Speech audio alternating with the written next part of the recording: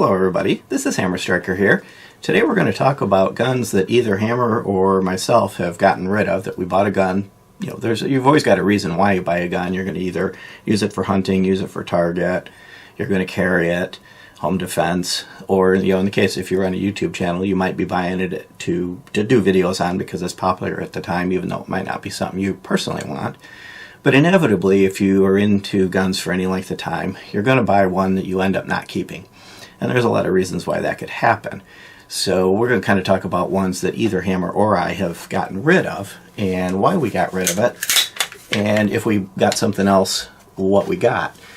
And of course, this Desert Eagle is unloaded, and of course, this Desert Eagle is never going to be gotten rid of. These things are just cool, even if they're totally impractical and have no real practical use.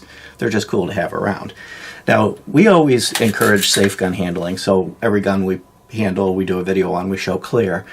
On this video, we're going to show a lot of guns, so that would get really old really fast. All of the guns that we're going to show today have been safety checked, and when I bring them on the table, they're going to be locked back.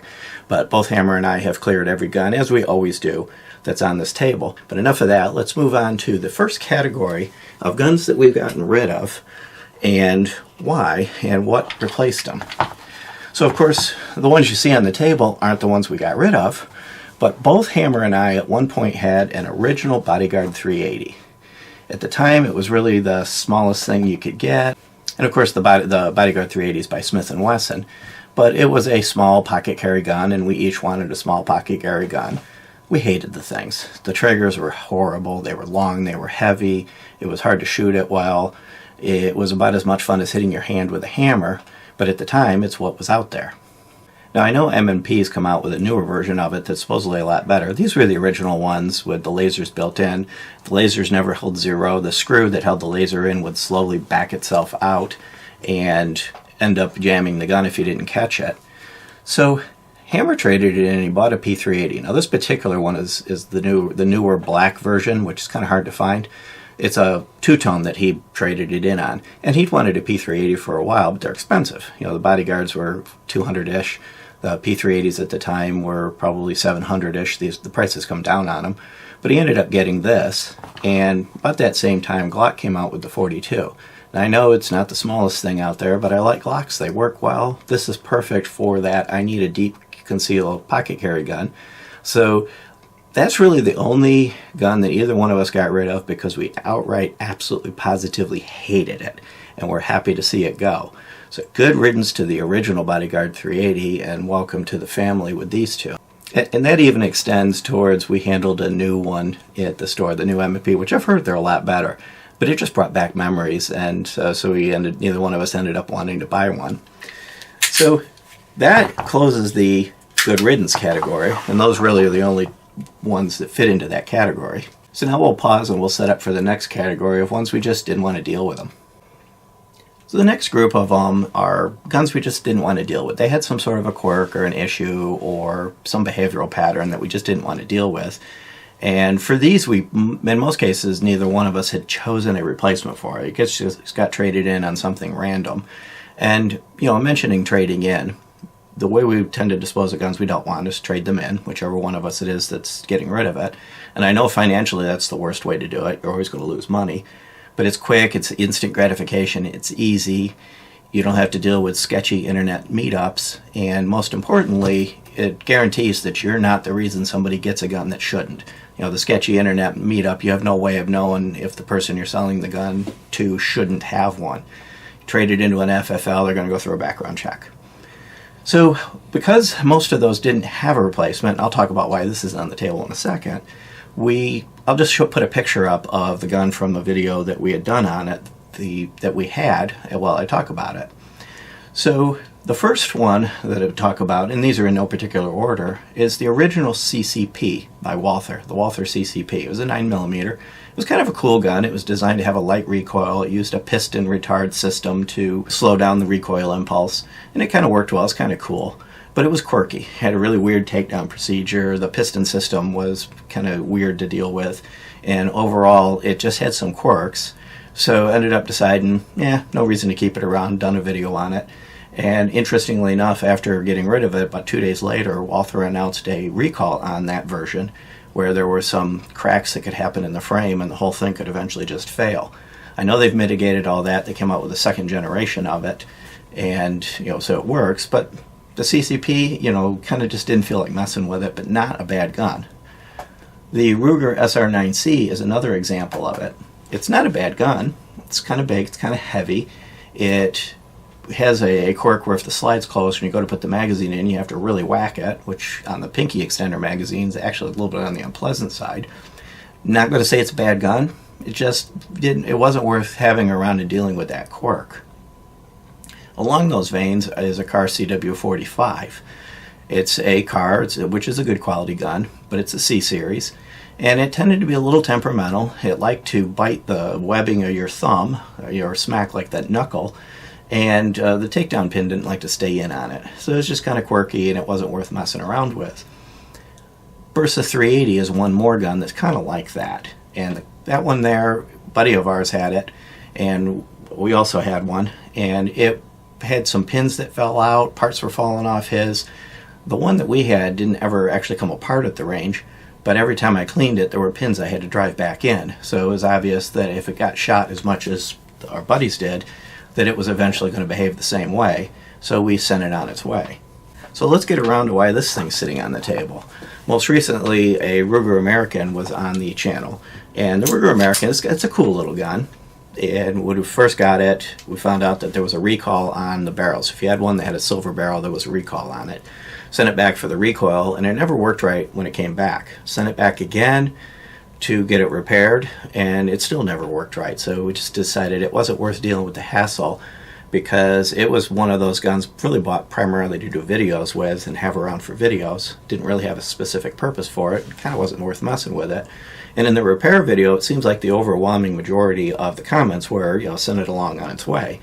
Am I going to say it's a bad gun? No. We might have had just a lemon. It might have had a tolerance stacking issue where all the individual parts are within tolerance, but when you add it up, it ends up out of tolerance. And it was just going to be frustrating. And of course, that would result in us, having negative videos about it, and we're not about being negative. So traded it in and brought home another Ruger, because we do like Ruger guns. Both of us like Ruger guns. This is a Ruger Mark IV. This is the standard, has the taper barrel, and these are just cool and fun. You've noticed that both of us tend to like 22s. 22s appear on the channel a lot. These are just a nice looking gun. You got the red Ruger logo. Kind of has that German Lugerish look. I know it doesn't have the mechanism at the back, but it's just a fun target gun. They're cool to look at. They're inexpensive. We'll be doing a video on this in an upcoming video, but the Ruger American has gone to pursue other interests, and this is its replacement. So let's continue on with guns that we wish well, but they're, just got rid of them. Either they were redundant or something along that lines. And we'll start with the PPS M2. Now this is a classic, but Hammer really likes the Walthers. I like them too, but Hammer tends to carry the Walthers, and he's carried this PPS, this classic. And when the M2 came out, it was interesting. So he got one, and neither one of us could shoot that thing well. It worked. It was perfectly flawlessly reliable, but pick this one up and you're right on target, drilling holes.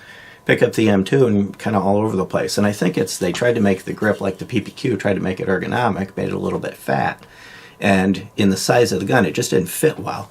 So ended up deciding that that gun didn't serve a purpose. It was, the grip was kind of rounded.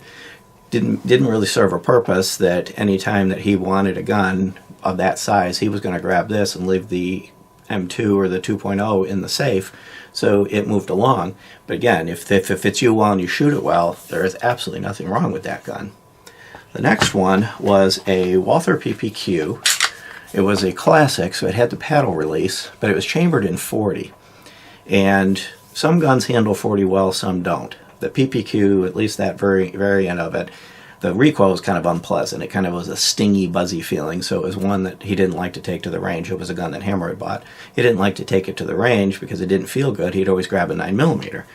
So this is a 9mm classic that he'd had, and he ended up using the proceeds to get this 9mm M2.0 and loves it. So now you've got the two different series, the button release and the paddle release, And the Walther 9mm and even the 45, you can't beat the trigger and you can't beat the ergonomics of them. They're just fun to shoot. And then the last one was a gun I got rid of. I had a P320 45 and also had this TAC Ops. And the 45 is a nice round, but I prefer 9mm. It's threaded so you can hang the can on it. And overall, it was kind of just every time I went to the safe to go grab something to shoot, and the two were sitting side by side, the 45 would always get left home and the 9mm would get picked up. So I ended up deciding to get rid of the 45, just keep the 9mm. Whether or not I actually have the can on it at any given time. The 45 ended up being redundant even though it was a different caliber. I'm going to clear these off, get the last of the Wisham Wells on the table, and pick back up. A few more in the Wisham Well category. One of those is a Glock 17. And both Hammer and I had a Glock 17. This one's mine, still have it. Hammer got rid of his. He found that the 19 was much easier to shoot. It was easier to hold. This happens to be a Gen 5, but whether it's a Gen 5 or Gen 4, it's easier to hold. The shorter sight radius worked better for competition. GSSF is a competition we both participate in. And he found he could shoot the 19 better than the 17. And since he's got XDMs and Walthers to fill this type of a role, really didn't have a need for the Glock 17. It became redundant. I've kept mine. I do kind of like the Glock 17, but he let his go along and ended up keeping his 19. And the interesting thing about that is the 19 and the 19X, which is a full size, if you take the XDM 3.8, it's about the same size as a 19 with the compact grip. So that pattern seems to continue along. And along those lines, he had a full-size grip XDM 3.8. So basically it's this gun with a full-size grip. Ended up getting rid of that, not because there was anything wrong with it, but because he could have both.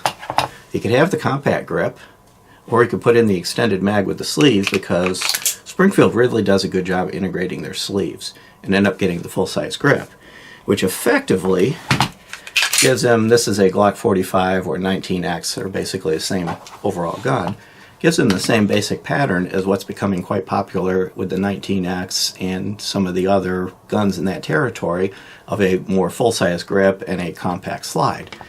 So those two guns, really absolutely nothing wrong with them, perfectly good guns, just didn't have an ongoing need for them. The last one in that category is a potential soon-to-be Wish It Well, is the H&K VP9. Nothing wrong with the gun at all, other than the fact that the paddle release on these is really small and tiny and hard to get a hold of. You have to focus on it. As opposed to, for example, the paddle release on the Walther, that no matter where you put your finger, you can almost just slide along the trigger guard and you can easily catch the mag release. This one you have to focus on it a little bit more, and it kind of makes you a little bit nervous that you might catch the trigger while you're hunting around for the mag release. And since they have come out with the VP9B, which is the exact same gun, but with a button release, it eliminates that. So the VP9 original probably will end up going along its way, because the button release one kind of gets rid of that little bit of a concern and does everything else well. Other than that, both guns are perfectly reliable, and it's not that either one of us hate paddle releases, this just isn't the best version of one. When it comes to paddles, one thing, a lot of manufacturers are going away from them because Americans tend to not like them, but Walther's really nailed that pallet paddle thing. Even the PPS, which is their, the Slimline, I showed this one earlier, the paddle is just, it's a long paddle, it's easy to get a hold of, and you can kind of slide down on it and not have to worry about sliding off it, and you're away from the trigger. So perfectly good guns in that category that just for one reason or another just didn't suit the needs of either myself or Hammer, whichever one of us had it, and were sent along. On to the last category. The last category is the one we all hope we avoid, and that's oops. You sell a gun that at the time you sell it, you'd think it's a good thing to do, a good decision to do, and you nearly instantaneously regret it. And Hammer had one of these XDM competitions. It's got the the notch, the cutout barrel, the fiber optic front sight, the adjustable rear sight, and he enjoyed the gun, but just found that he well, I don't need it. I won't ever use it. Sold it, and from pretty much the trip home, decided that that was a mistake, but it's a done deal. Ended up buying another one. So, and of course, in that case, you just lose money. All you did is lose money. So you kind of hope that you avoid the oops category, that when you get rid of a gun, that the decision is final. It's inevitable, I think, if you do it long enough, that it's going to happen to you once. Hopefully, you're able to minimize it. But this was Hammer's oops. Sold it, shouldn't have, got it back. And now, of course, he will never sell this one. Well, hopefully you found that interesting, just kind of, some things that have gone on with guns that one or the other of us have owned at times. But beyond that, if you like our videos, please give us a thumbs up, share, subscribe, click that bell to be notified if you do. Please check us out on Patreon and Facebook, and now we're on Twitter. We're also on Gunstreamer, and thank you.